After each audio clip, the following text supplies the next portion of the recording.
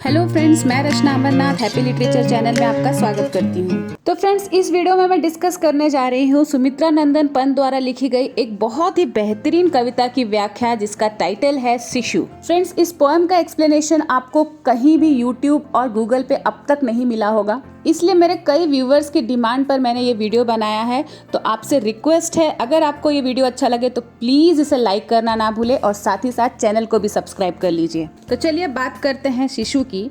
तो ये जो कविता है शिशु, वो सुमित्रा नंदन पंत द्वारा लिखी गई एक कविता संग्रह है पल्लव, वहाँ से ली गई है। तो चलिए स्टार्ट करते हैं सुमित्रा नंदन पंत द्वारा लिखी गई कविता शिशु। तो फ्रेंड्स, पहले इस कविता को मैं एकदम शॉर्ट में आपको समझाती हूँ कि इस कविता के माध्यम से कवि सुमित्रा नंदन पंत हमसे क्या कहना चाहते हैं।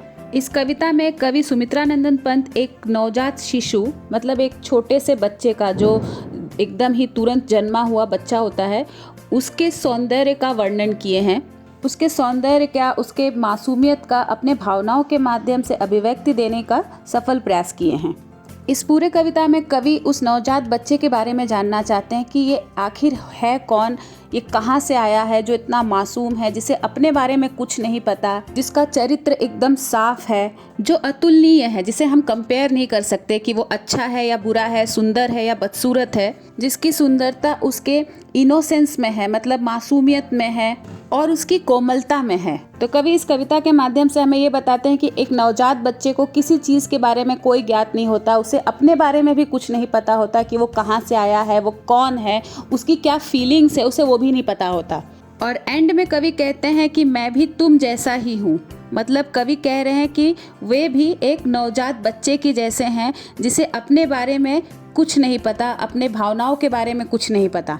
ये थोड़ा सा फिलोसफिकल कॉन्सेप्ट है। कवि यहाँ पे सोशल आइडेंटिटी की बात नहीं कर रहे हैं, बल्कि स्पिरिचुअल आइडेंटिटी की बात कर रहे हैं। तो चलिए अब टेक्स्ट के थ्रू समझते हैं। कौन तुम अतुल अरूप अनाम, ए अभिनव अभिराम, मृदुता ही है बस आकार, मथुरिमा छवि श्रृंगार, न अंगों में है रंग उभार, न मृद उर में उद्गार, निरे सांसों के पिंजर द्वार, कौन तुम अकलंक अकाम। तो कवि यहाँ कह रहे हैं, या फिर ये कह लो कि पूछ रहे हैं, अपने आप से पूछ रहे हैं, एक नवजात बच्चे को देखकर अपने आप से ही प्रश्न कर रहे हैं, जिसका सौंदर्य अतुलनीय है, मतलब उस नवजात बच्चे का जो सौंदर्य है उसको हम कंपेयर नहीं कर सकते, जिसका आकार स्पष्ट ना हो, जिसे नाम ना दिया गया हो, ऐसे नवीन स्वरूप जो सतत साकार हो, ऐसे आप कौन हैं। जिसके रूप के बारे में अगर हम बात करें तो उसकी कोमलता ही उसका रूप है और उसकी मधुरता ही उसका सौंदर्य है।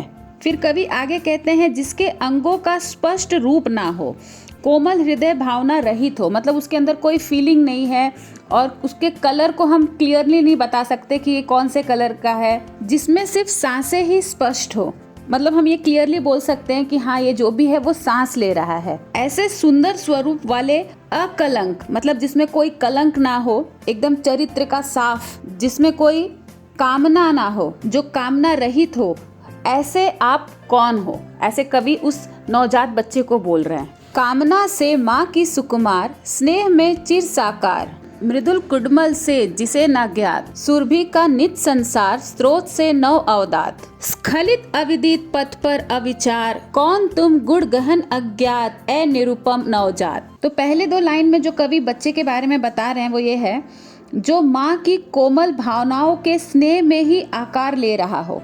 यहाँ कवि फिर से बच्चे के बारे में बात कर रहे हैं, जिसे अपने कोमल सुंदर संसार के सुगंध का भी परिचय ना हो और जो अपने बारे में भी किसी प्रकार का विचार ना कर सके, ऐसे समझ से परे, और जो उपमा रहित हो, मतलब जिसकी हम तुलना ना कर सके, और अभी अभी संसार में आने वाले, कौन हो तुम।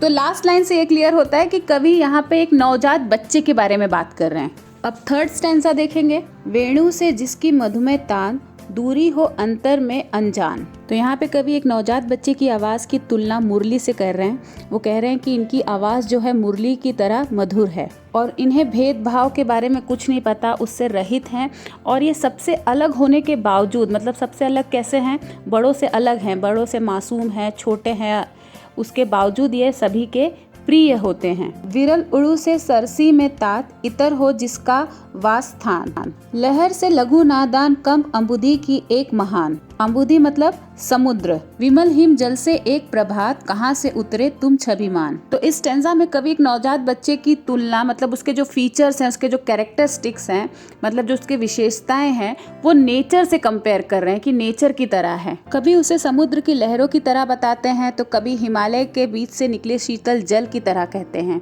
और अंत में उनका वही प्रश्न होता है कि ऐसे छवि वाले तुम कहाँ से आए हो, इसलिए वो कहते हैं कहाँ से उतरे तुम छविमान। तो फ्रेंड्स, इस कविता के बचे हुए भाग में इस वीडियो के दूसरे पार्ट में एक्सप्लेन करूंगी। आई होप अब तक की कविता आपको समझ में आ गई हो। अगर आपको ये वीडियो अच्छा लगा है तो प्लीज इसे लाइक कर दीजिए, साथ ही साथ चैनल को भी सब्सक्राइब कर लीजिए।